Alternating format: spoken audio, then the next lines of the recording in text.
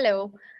So, welcome to this series of lessons on Baron Cohen's study that was done in 2001. The purpose of this study was to use the revised eyes test to determine how effective the test was when used with people who have high functioning autism or something called Asperger's syndrome when they are trying to determine somebody else's mental state, which is also called our ability to, or our theory of mind.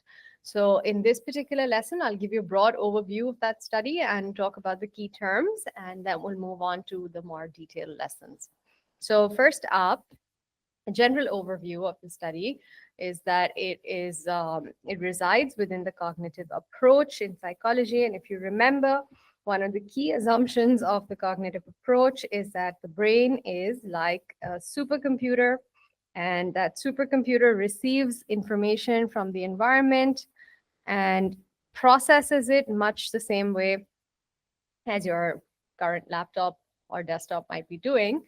And then, based on the processing of the information, the brain produces our behaviors and our responses, which are referred to as outputs. So you've got input, processing, and output, very similar to a supercomputer. And the other key assumption of the cognitive approach is that our brain determines everything that we experience. It determines our behavior, our feelings, our thoughts. And according to cognitive psychologists, it is this understanding all of those cognitive processes, which are mental processes involved in thinking, in learning, in problem solving, in memory, and so on. It is these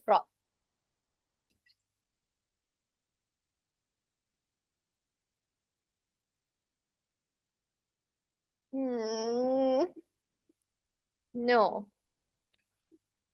What is wrong with me? I'm gonna start over.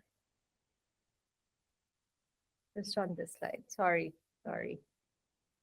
This is my.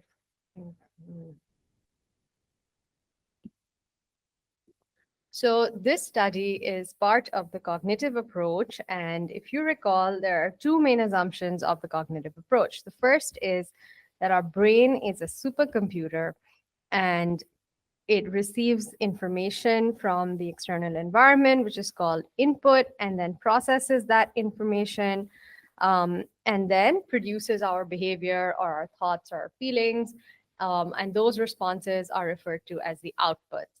And the other key assumption is that all of our behavior and our experiences, our feelings, our cognitions, of course, our thoughts, can all be understood if we simply understand cognitive processes and remember that the cognitive processes are always going to be thinking, learning, remembering, processing information from the environment, sensory information, perception, making sense of what you see around you.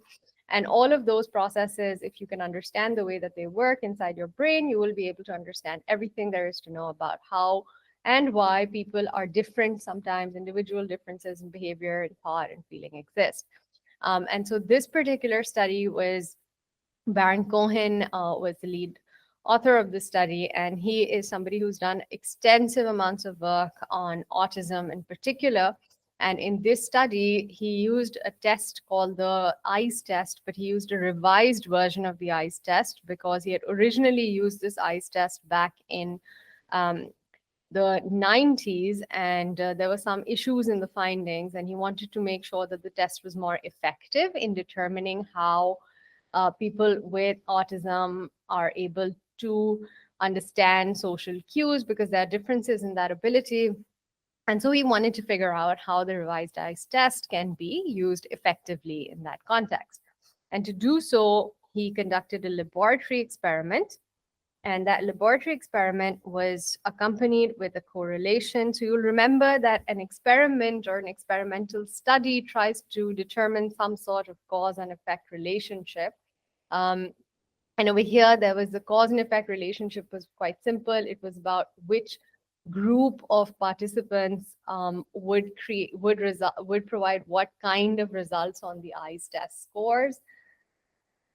And the correlation part of this was about the relationship between the AQ, which is a specific assessment. It's called the, I'll write it here. It's called the Autism Quotient Test. And the point of this test is to determine or to measure the extent to which a particular person has traits that are associated with this condition of autism. Before I tell you about the eyes test itself, just a very quick definition of autism, and you'll learn about what it is in detail in later lessons. But autism is a developmental disorder, and it usually sets in, or the onset of autism is usually in the early years of life. And it is characterized by very repetitive, inflexible sort of patterns, adherence to routine, as well as social deficits, which are basically difficulties in understanding and responding to verbal and nonverbal cues. And so these are some of the main characteristics of autism.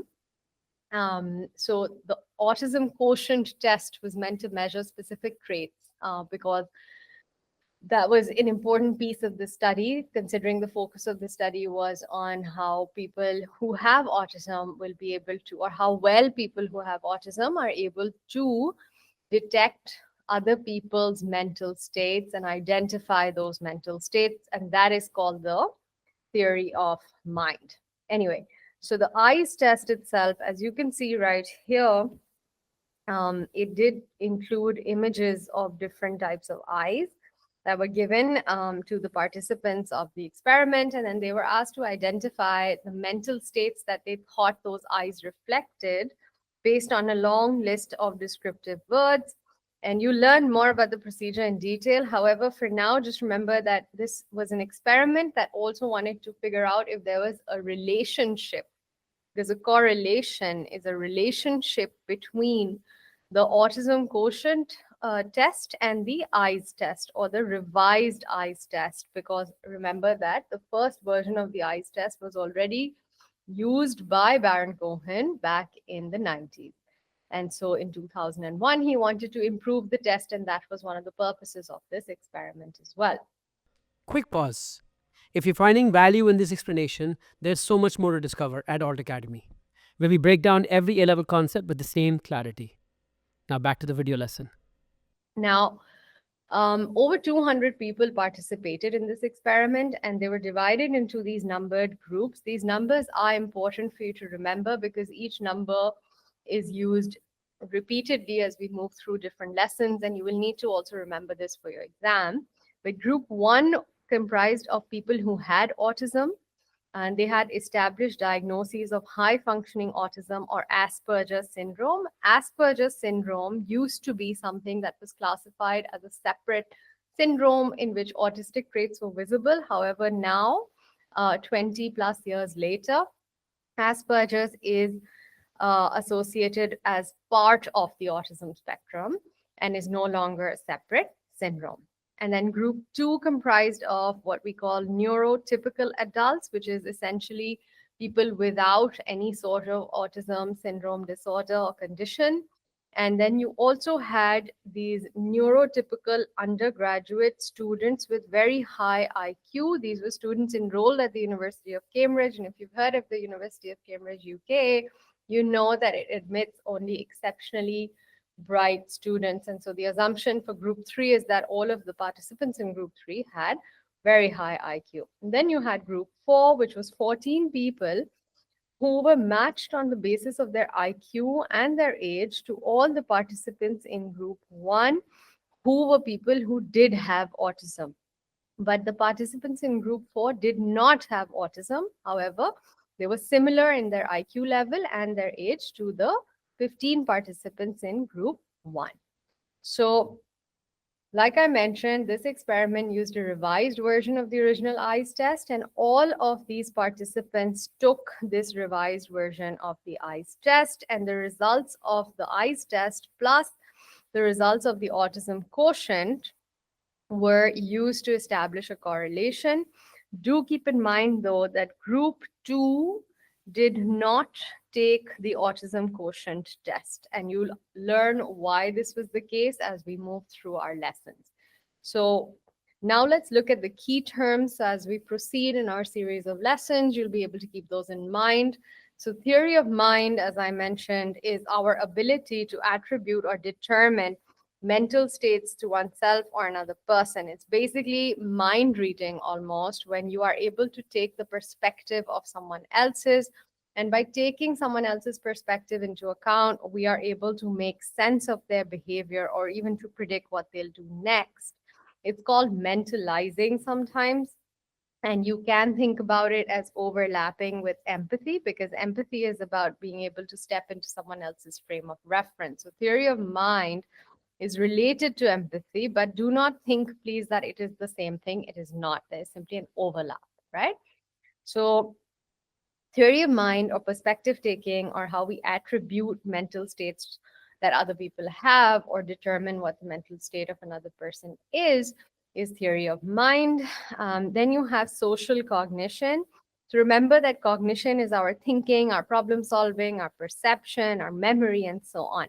Our social cognition is all of those thought processes, but the ones that are involved in our social interaction. So it's how we will how we interpret social cues. So for instance, if you see somebody and they frown at you, then they are offering you a non-verbal social cue to tell you that perhaps they think that the way you are behaving is not appropriate.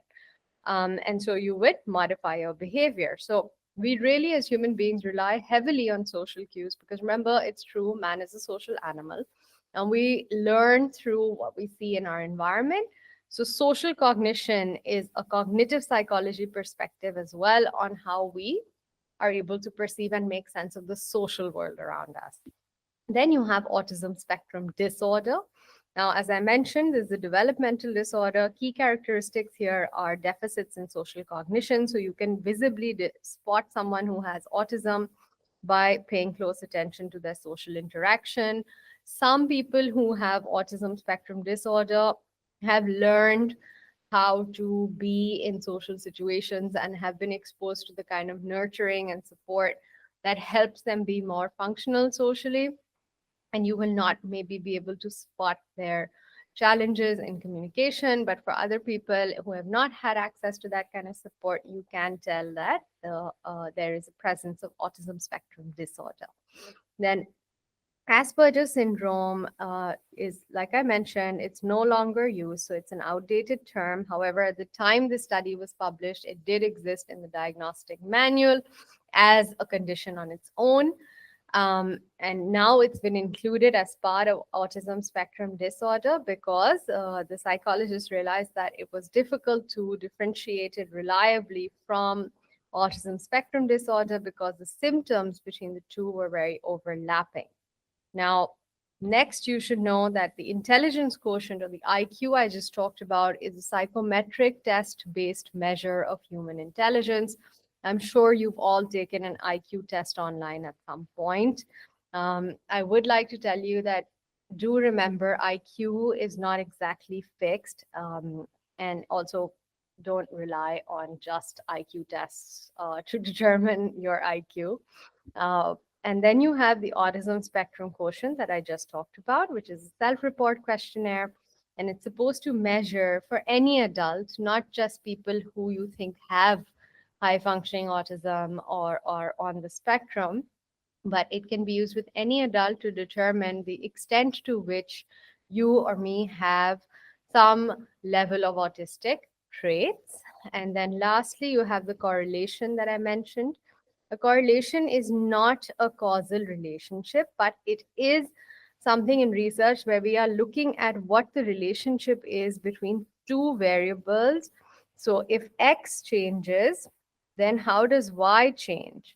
And in when we talk about correlations, you should also remember we have positive correlations and we have negative correlations. Positive correlations are when X increases, Y also increases. So the change is upward, it's positive. Negative correlations are when X decreases, Y increases, or when X increases, Y reduces. So there's an inverse change in Y when we're talking about a negative correlation. This is an important one for you to remember because it's especially relevant to this study. And you'll find out why when you get to the results part of our lessons. Hey there! If you found this A-level psychology lesson helpful, why don't you head on over to altacademy.org where you can sign up for the full A-level psychology course. In addition to psychology, we offered 7 other A-level subjects. Thousands of students have already taken the leap. What are you waiting for? I want to see you there.